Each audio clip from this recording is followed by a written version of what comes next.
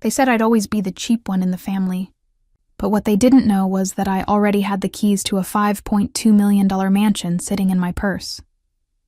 If you've ever been underestimated by your own family, stay till the end. Because this story is going to hit deep. And don't forget to like, share, and subscribe if you believe silence is the best revenge. Last Sunday, we were all sitting in the living room. My parents, my older brother Adam, and his fiancée Jessica. The whole room was filled with fake smiles, but the tension was sharp like a knife. Adam was the golden kid, the star, the successful one who worked hard and deserved everything.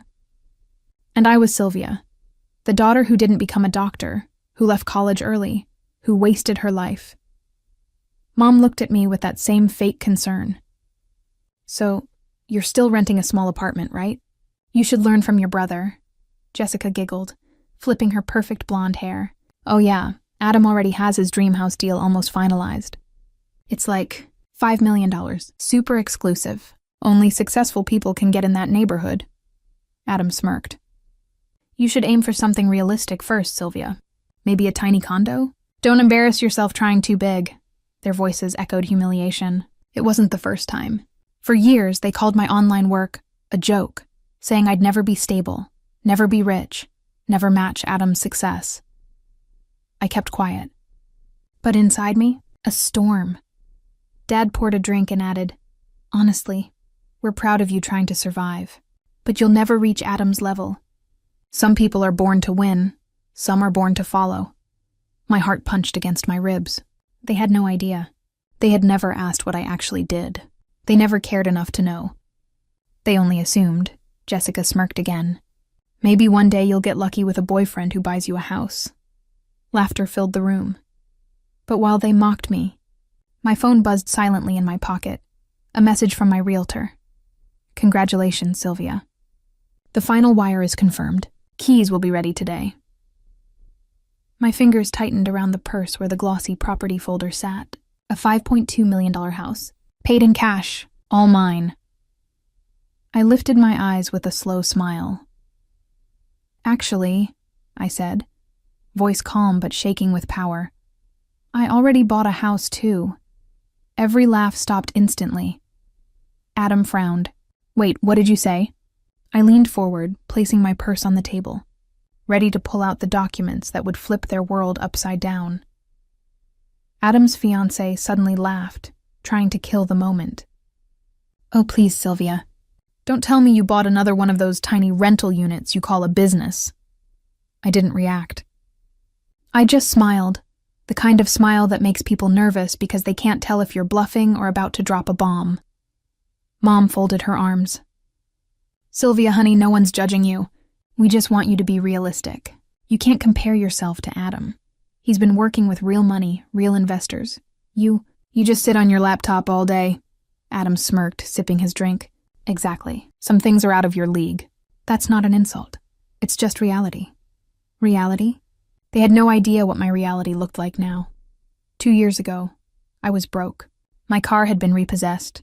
I was eating ramen for dinner, and I was crying myself to sleep because everyone, including them, told me I'd never make it. But instead of giving up, I built an e-commerce business from scratch. No one knew. Not even my friends. I worked at night, slept on the floor, and taught myself marketing from free YouTube videos. Every dollar I earned went back into the business. Now that laptop job they mocked? It was pulling in 7 figures a year, but they didn't deserve to hear that yet. Not until the right moment. I looked straight at Adam and said softly, "You're right. I can't compare myself to you." He smiled smugly. Exactly. I mean, you're doing fine in your own way. I cut him off. Because the house I bought is bigger than yours. The room went dead silent. Mom's glass froze halfway to her mouth. Dad stopped breathing for a second. Jessica blinked like she didn't understand English anymore. Adam laughed awkwardly. Sure. Bigger than mine. Where? On the moon? I shrugged. You'll see soon. Before anyone could speak again, my phone buzzed once more. This time I turned the screen so they could all read the message. Your Bentley has been delivered to the new address. Keys are in the glove box, Jessica gasped. Adam's jaw literally dropped. But then, before the truth could settle in, Mom's expression shifted. She slammed her glass down and said sharply, "Enough games, Sylvia. Don't embarrass yourself in front of your brother. He's closing his house deal this Friday." I stared at her, realizing she wasn't shocked.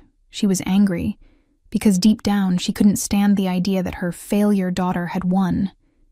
And that's when I understood something. My family never wanted me to succeed. They wanted me to need them, but I was done playing their game. So I smiled, stood up, and said, "All right then. Why don't you all come with me tomorrow? I'll show you my tiny rental unit." Jessica rolled her eyes. "Sure, why not?" "I could use a good laugh," Adam chuckled. "Fine, little sis. We'll come see your mansion. Just don't cry when we find out it's fake." I walked toward the door, heart thundering with quiet revenge. Because tomorrow, they'd see the truth, and I'd watch their pride burn to ashes. The next morning, the air felt different. It wasn't just another family visit. It was Judgment Day. Mom had already texted, "We're on our way. Don't be late." I smiled as I stepped out of my penthouse apartment, the tiny place they thought I rented. My chauffeur opened the car door, and I slid into the back seat of my new black Bentley, the same car they'd just seen in that text last night. As we drove toward the gated neighborhood, my heart pounded, but not from fear, from satisfaction. Every mile brought me closer to the moment they'd finally see who I'd become. When I reached the property, I stepped out first. The house stood like a silent victory. Tall, modern, glass walls reflecting sunlight, a curved driveway lined with imported palm trees. It wasn't just a house, it was a statement. Minutes later, I saw Adam's car approaching. His smug face appeared behind the wheel, with Jessica beside him snapping selfies, probably to post some rich life captions. Mom and Dad followed right behind them. Jessica stepped out first, squinting at the mansion. "Whose house is this? You said we were coming to see yours." I smiled calmly. "We are." Mom frowned, looking at the massive gate and the security camera scanning their car. "Sylvia, this joke has gone far enough. You don't have to lie to prove anything," Adam chuckled. "Yeah, come on. Just show us your real place before the actual owner kicks us out." Right then, the gate opened automatically, and the guard greeted me. "Morning, Miss Sylvia." "Welcome home." Their expressions froze, all four of them. Jessica's lips parted. Adam's eyes flickered between me and the guard like his brain was buffering. "Wait," Adam said slowly. "You actually live here?" I looked at him, savoring the disbelief in his voice. "Yes, bought it last week. Paid in full." Mom's hand went to her chest. "You paid in full?" I nodded. 5.2 million. No mortgage. Dad stumbled a step forward, staring at the house like it was mocking him. "Sylvia, how is that possible? You don't even have a real job." That word hit me like a slap. Real job. After years of staying up late, managing suppliers, dealing with investors, and building something out of nothing, they still didn't see it as real. I didn't argue. I just walked up the steps, pressed my fingerprint to the door scanner, and the door opened. "Come in." Inside, the marble floors gleamed. The chandelier above the hallway sparkled like a crown. There were framed certificates from Forbes and Entrepreneur magazine on the wall, proof of my silent grind. Jessica whispered, "Is this real?" Adam's voice cracked. What do you even do?" I turned slowly, letting every word cut deep. "Remember when you laughed that my online store was stupid? Well, that stupid store ships to 42 countries now. We hit 12 million in sales this year." Silence. You could hear their pride collapsing. Mom's lips trembled. "Sylvia, why didn't you tell us?" "Because," I said quietly, "you only listen when there's money involved." I looked at Adam, the brother who used to call me a failure. "You spent years trying to be better than me.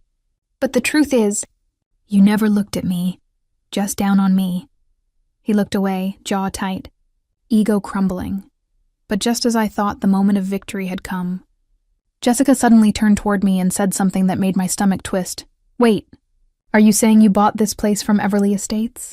I frowned. "Yeah, why?" She exchanged a quick, panicked glance with Adam. Then she said quietly, "Because that's the same developer your brother just signed with. And there's been a problem with the property deeds." I froze. "What problem?" Adam's face turned pale. Sylvia, you might have just bought my house. For a second, the entire world went silent. The laughter, the pride, the revenge, everything froze in the air between us. I blinked, my mind racing. What do you mean? Your house? Adam's face turned red. I signed a deal with Everly Estates 2 weeks ago for this exact property. My realtor said it was under my name. Jessica stepped forward, clutching her phone. They must have double-listed it or something. There's no way you both bought the same house, Mom gasped. Oh my God. What's happening?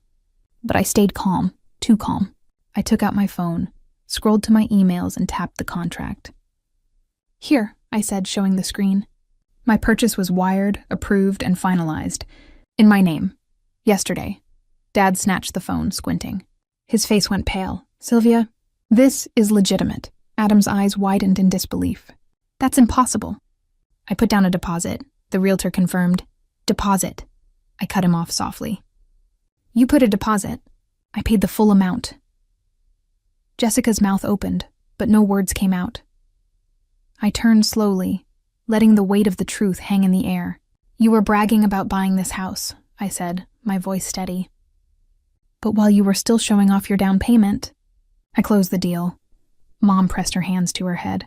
Oh, dear Lord. The house your father and I were so proud of belongs to Sylvia now. Adam looked like he might explode. You stole my dream, Sylvia. I met his glare with a calm smile. No, Adam, I earned it. You were too busy mocking me to notice that I was quietly outworking you. The words cut through him like glass. He looked around the grand living room, at the marble staircase, the chandelier, the luxury he thought would define his success. Now all under my name. Jessica muttered under her breath. This can't be real. It is, I said.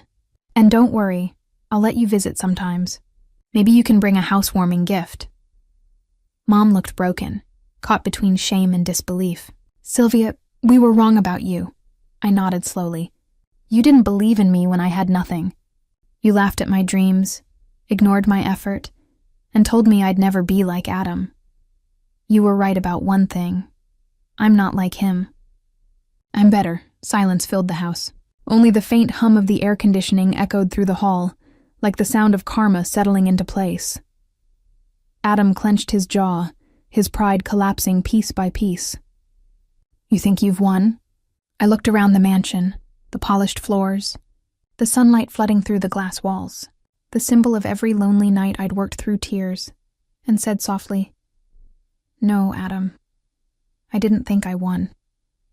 I just stopped playing your game and built my own. He had no reply.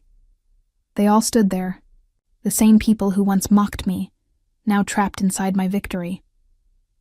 As they turned to leave, Jessica whispered something bitter to Adam, but I didn't care.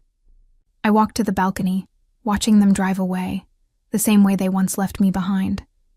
The wind brushed against my face, and for the first time in years, I felt light. No more proving. No more begging for validation, just peace. I took out my phone, opened my business app, and smiled as the dashboard refreshed. Another, $180,000 in overnight sales. My reflection glimmered in the glass door behind me. The girl they once called a failure now owned everything they ever wanted, and that was the sweetest revenge of all.